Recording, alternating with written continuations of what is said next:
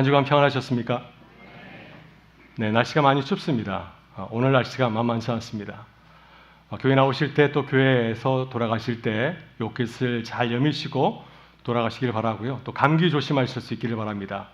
아마 당분간 추위가 계속될 것 같습니다. 하지만 반가운 소식이 있습니다. 지난 수요일이 입춘이었습니다. 할렐루야. 네, 지금 계절은 여전히 춥지만은 계절은 봄을 향해서 지금 나아가고 있습니다. 아직은 보이지 않지만 봄이 우리를 향해서 찾아오는 줄 믿습니다. 오늘 저는 반가운 이야기를 하고 싶습니다. 지금 우리 교회도 지금 우리 눈에는 보이지 않지만 이 아주 중요한 변화의 문턱에 서 있습니다. 지금 교회는 변화의 한가운데에 서 있습니다.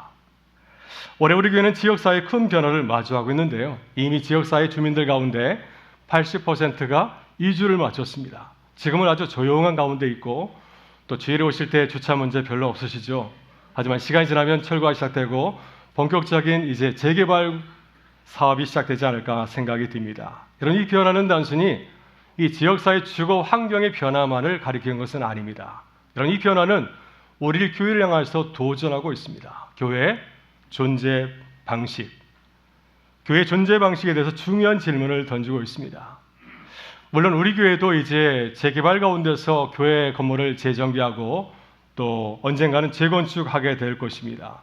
그럼 분명히 교회도 외적인 공간은 확실히 달라지고 아주 좋은 공간을 갖게 되지 않을까 우리가 기대해 볼 수가 있습니다. 하지만 우리는 잘 알고 있죠. 사람도 그렇고 교회도 마찬가지로 겉모습보다 중요한 것이 무엇인가요? 겉모습도 중요하지만 보다 더 중요한 것은 속모습이 아니겠습니까?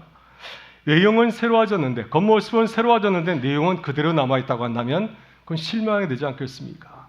변화가 없으면 그 공동체 또 사람은 별로 기대할 수가 없습니다. 하지만 그 속이 가득 차 있다고 하면 어떨까요? 겉모습은 작을 수 있습니다. 규모는 작을 수 있지만은 그렇지만은 그 속의 내용이 꽉 차 있다고 한다면 어떻게 되겠습니까? 아마 그 사람은 어떤 어려움이 있다 할지라도 잘 견뎌낼 것입니다. 교회 공동도 마찬가지 아니겠습니까? 교회 겉모습이 어떠든 간에 그 내용이 꽉 차 있고 알차 있다고 한다면 교회는 어떤 어려움을 만난다 할지라도 능히 견디고 승리하는 공동체로 거듭나게 되는 줄 믿습니다. 그래서 올해 우리 교회는 두 가지 사역에 집중하고자 합니다. 한 가지는 말씀드린 것처럼 예배이고요. 또 한 가지는 바로 소그룹입니다. 먼저 예배에 대해서 말씀을 잠깐 나누고자 합니다. 지난 2월 첫째 주일부터, 지난 주일부터 3부 예배는 새로운 형식의 예배를 우리가 드리기 시작하였습니다. 올해 우리 교회는 3부 예배, 그리고 수요 말씀 집회, 그리고 정교인 금요 기도회를 통해서 예배 본질을 회복하고자 합니다. 여러분, 우리가 예배를 추구하는데 살아있는 예배는 어떤 예배일까요? 프로그램이 잘 짜여진 예배겠습니까? 아니면 예배 음향이나 예배 순서가 완벽하게 구비된 그런 예배가 살아있는 예배겠습니까? 이런 살아있는 예배는 어떤 예배인가요? 한번 우리가 같이 고민하고 그 예배를 함께 세워가면 참 좋겠습니다. 여러분, 새로 살아있는 예배는 성령의 감동이 있는 예배, 또 성령 안에서 주님을 만나는 그런 경험이 있는 예배가 아니겠습니까?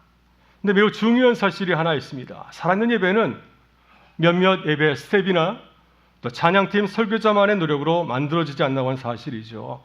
아무리 예배를 잘 준비한다 할지라도 우리 찬양팀과 찬양대 또 설교자 모든 방송팀이 예배를 잘 준비했다 할지라도 온 교회가 함께 예배자로 서지 못하면 그 예배는 살아나질 못합니다. 여러분, 이것이 사실 아닌가요?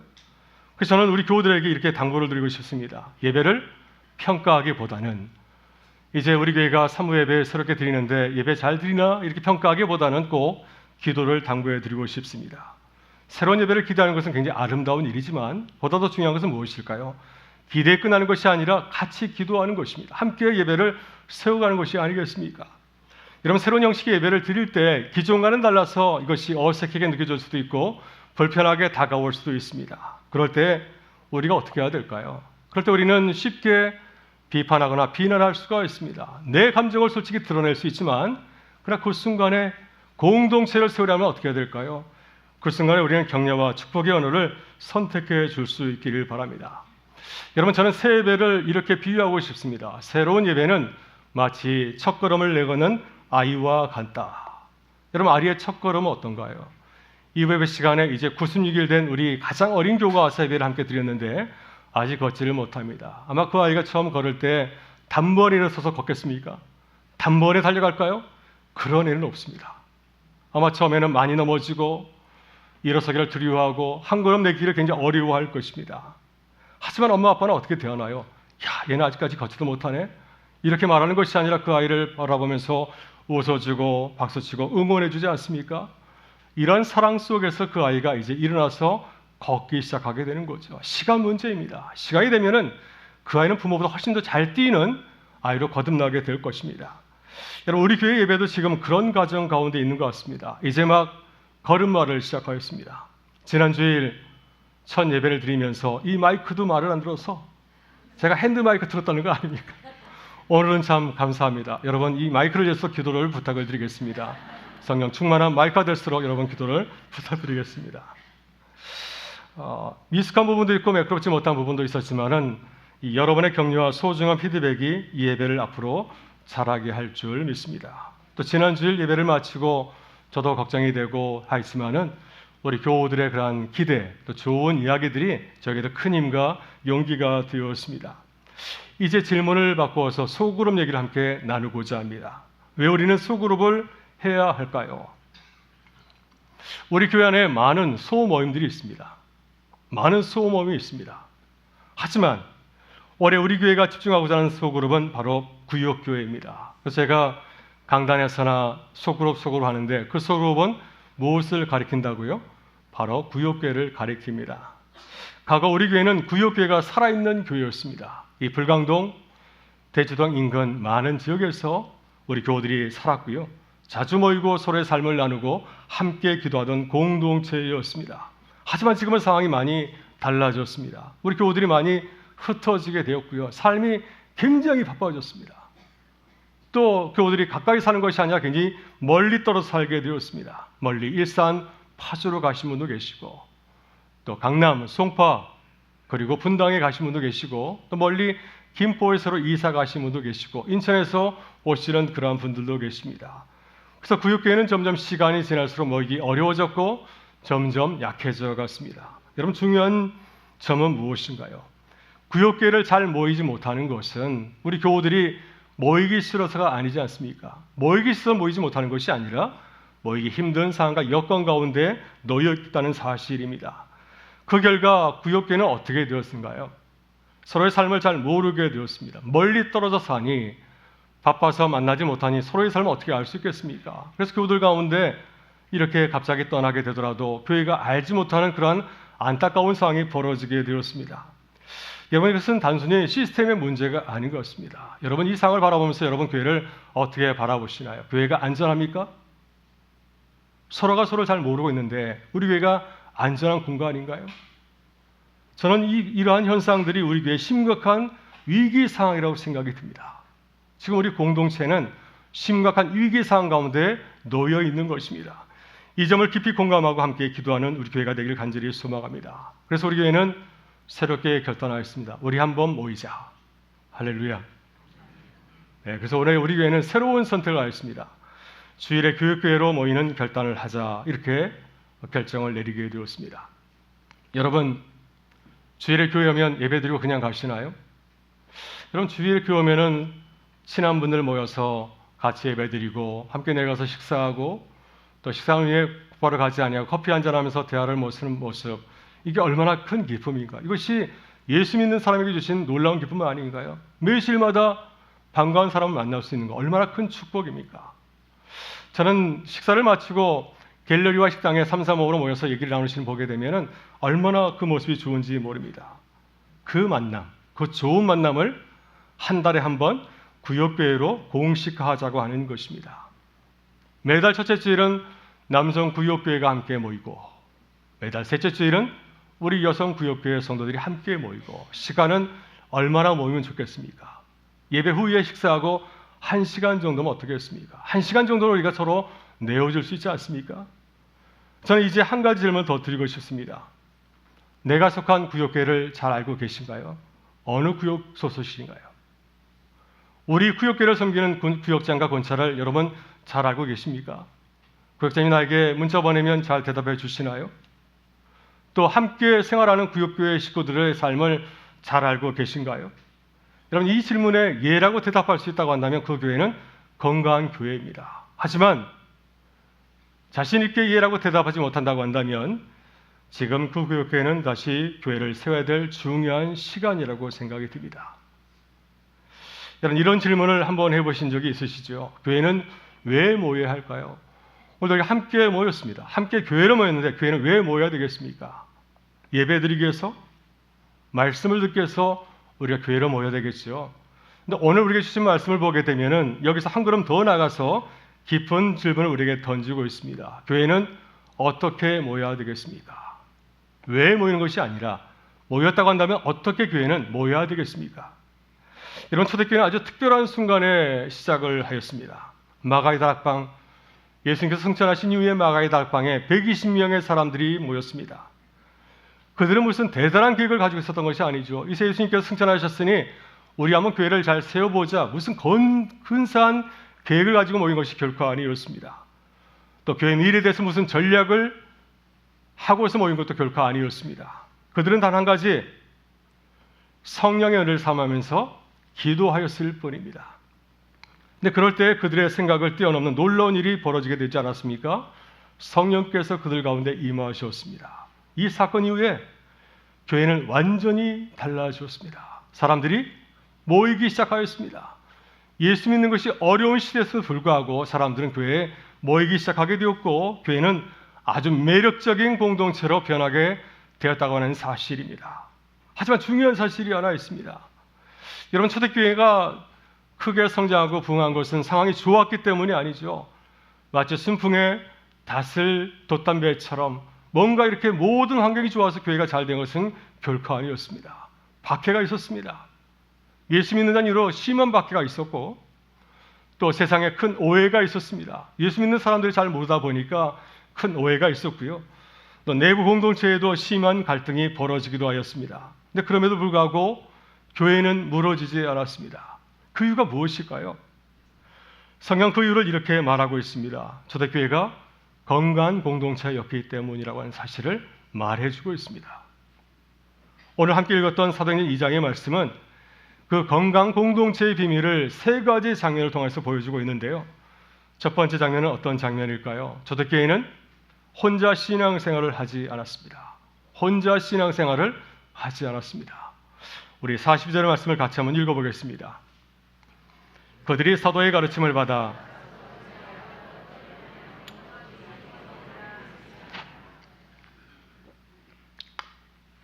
그들이 사도의 가르침을 받아 서로 교제하고 떡을 떼며 오로지 기도하기를 힘쓰니라.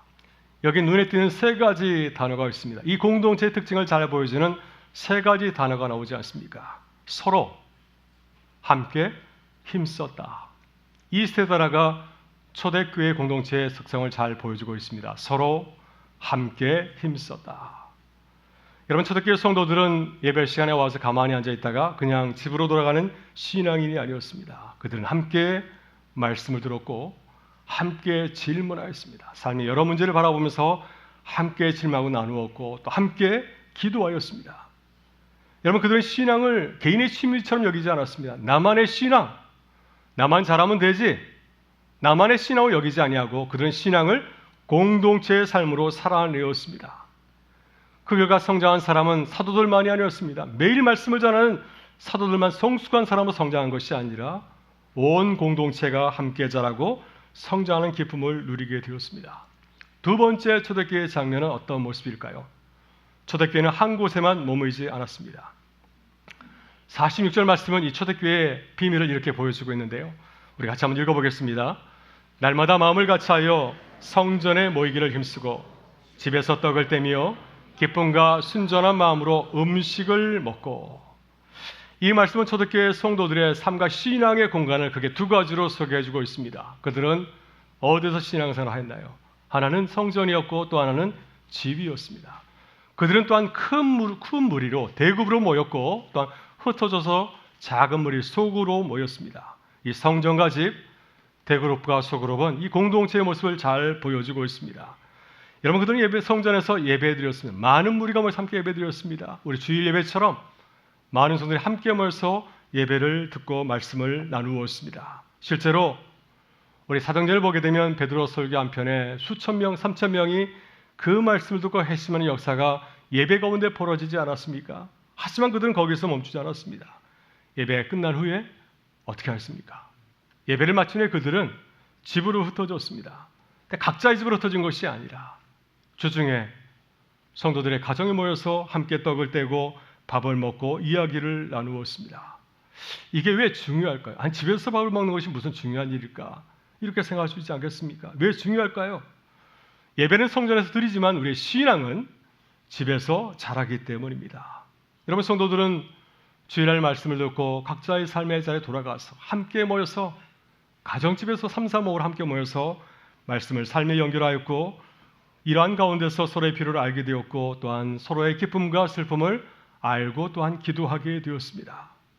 여러분, 예수님께서도 큰 무리 앞에서 말씀을 전하기도 하였지만, 놀라운 기적을 베풀기도 하였지만은 제자들의 가정에 찾아가기도 하고, 또한 사람들이 무시하는 세리장 삭개오의 집에 찾아가지 않았습니까? 그 가정에서 소그로 모일 때 그 가운데서 놀라운 회심의 변화 역사가 일어나지 않았습니까? 마찬가지로 초대교회도 함께 모일 때, 나뉘어져서 함께 모이게 될 때 그 가운데 놀라운 변화 역사가 일어나게 된 것이었습니다. 여러분, 세 번째 초대교회의 모습입니다. 이 초대교회 소그룹 공동체는 세상을 바꾸었습니다. 우리 47절의 말씀을 같이 한번 읽어보겠습니다. 하나님을 찬미하며 또 온 백성에게 칭송을 받으니 주께서 구원받는 사람을 더하게 하시니라. 날마다 더하게 하시니라. 여기 중요한 질문이 하나 있습니다. 초대교회는 어떻게 전도했을까요? 어떻게 전도했겠습니까? 전도하기 어려운 시절이었는데 어떻게 전도하였습니까? 성경은 그들이 전도 집회 열었다, 무슨 전도를 위한 홍보 전략을 세웠다, 그런 얘기는 전혀 나오질 않습니다. 대신 이렇게 말하고 있습니다. 그들의 삶이, 그들의 매일의 삶이 사람들을 끌어당겼다. 서로 사랑하는 모습, 서로 자신의 소유를 나누는 그 모습, 서로를 외면하지 않는 공동체의 모습, 이 모습을 본 사람들은 이 공동체에 관심을 갖게 되었고, 이러한 관심을 갖게 된 하나님께서는 이 공동체에 구원받는 사람을 더 많이 보내주시고 더하게 하셨다고 하는 사실입니다. 여러분, 전도는 먼저 살아있는 공동체에서 시작이 되었습니다. 여러분, 이것이 초대교회가 우리에게 보여주는 교회의 모습이죠. 말씀과 교제가 함께 있는 공동체, 성전과 집이 서로 연결된 교회, 예배와 삶이 분리되지 않은 공동체의 모습, 이 성도의 삶, 이것이 바로 오늘 우리가 회복해야 될 교회의 본질적인 모습이 아니겠습니까? 교회는 대그룹과 속으로 모일 때 비로소 교회다움을 회복하는 줄 믿습니다. 오늘 이 말씀이 우리로 하여금 다시 한번 함께 부르신 주님의 초대에 응대하는 시간 되기를 간절히 소망합니다. 여러분, 초대교회 공동체의 모습 함께 나누었는데 가장 마음에 와닿는 모습이 무엇인가요? 가장 내게 도전이 되는 공동체의 모습은 무엇입니까? 성령의 불같은 임재인가요? 놀라운 말씀을 전하는 설교자의 능력이겠습니까? 아니면 서로의 재산을 기꺼이 나누는 헌신의 모습일까요? 이 모든 것이 매우 중요하지만 오늘 본문이 오늘 말씀을 통해서 주시는 그 핵심은 무엇인가요? 초대교회는 속으로 모였다고 하는 사실입니다. 집에서 모였습니다. 성경은 이렇게 말하고 있습니다. 그들은 성전에만 모이지 아니하고 흩어진 후에 성도들의 집에서 함께 또 모였습니다. 집에서 떡을 떼며 기쁨과 순전한 마음으로 음식을 먹고, 이 한 문장 속에, 짧은 말씀이지만 이 한 문장 속에 이 초대교회의 놀라운 비밀이 담겨 있는 것을 보게 됩니다. 만약 그들이 강력한 성령의 역사를 경험했다 할지라도, 오순절 성령 마가의 다락방에서 놀라운 성령의 임재를 경험하였지만 홀로 살아갔다고 한다면 며칠이나 갈 수 있을까요? 홀로 신앙을 유지했다고 한다면 그 신앙은 아마 오래가지 못하였을 것입니다. 하지만 그들은 흩어졌고 각자의 집에서 함께 다시 모였습니다. 그곳에서 밥을 먹고 이야기를 나누고 서로의 얼굴을 바라보면서 서로 격려하고 용기를 주지 않았습니까? 이 짧은 만남이 그들의 신앙을 지켜내었고 또한 공동체를 다시 살려낼 수 있었습니다. 그래서 초대교회는 이러한 만남을 가지게 될 때 더욱더 성령 충만해졌고 더 기뻐하게 됐고 더 깊어지게 되었습니다. 여러분, 신앙은 예배당에서 불붙고 또 가정에서 집에서 자라는 줄 믿습니다. 교회는 많이 모일 때 힘을 얻지만 또한 작게 모여서 나눔을 통해서 다시 살아나는 기쁨을 누린 줄 믿습니다. 오늘 이 메시지가 우리 교회를 다시 함께 모이는 교회, 삶을 나누는 교회로 부르시는 주님의 초대에 응할 수 있기를 바랍니다. 저는 이 귀한 진리를 이론으로만 배운 것이 아니라, 책을 통해서 배운 것이 아니라 직접 삶의 자리를 통해서 확인하게 되었습니다. 아마 우리 교우들도 다 같이 이러한 경험을 한 줄 믿습니다. 미국에서 10년 이제 유학생활을 마치고 한국에 돌아왔을 때 교회 부름을 받기 전까지 한 6개월 정도 저는 서울에 있는 영락교회를 다녔습니다. 제가 한때 영락교회 교인이었습니다. 처음에는 아이들 때문에 영어 예배를 드리고, 아이들이 예배를 잘 드리자 이제 저와 아내는 대예배를 드렸습니다.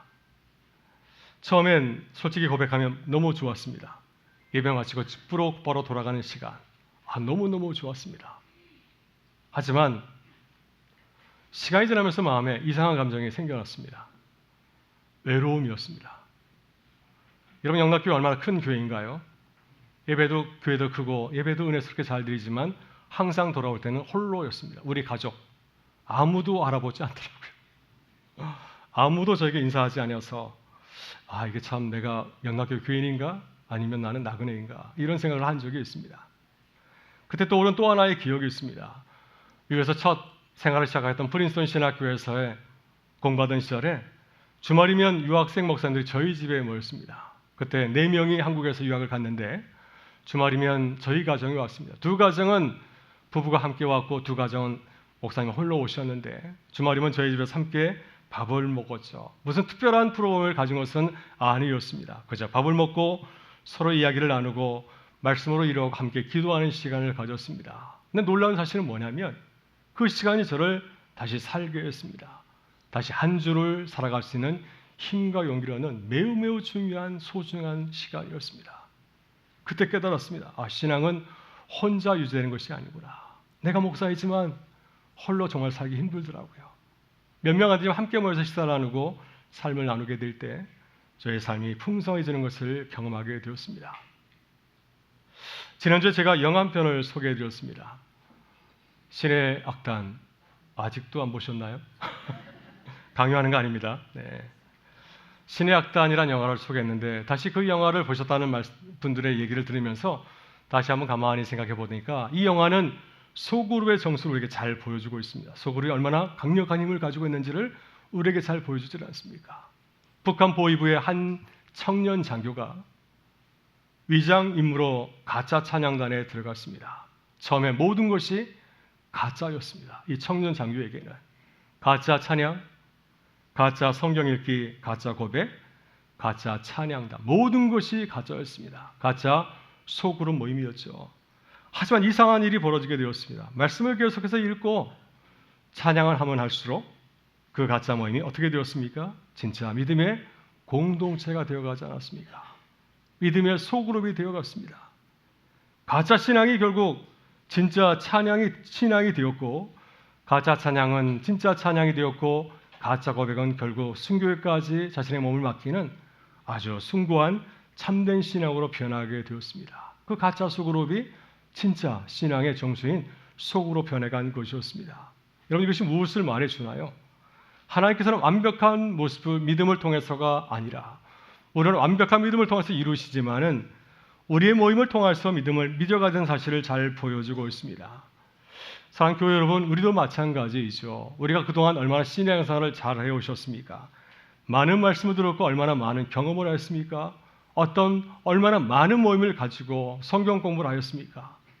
그래서 우리 마음속에 이렇게 생각이 들어올지 모르겠습니다.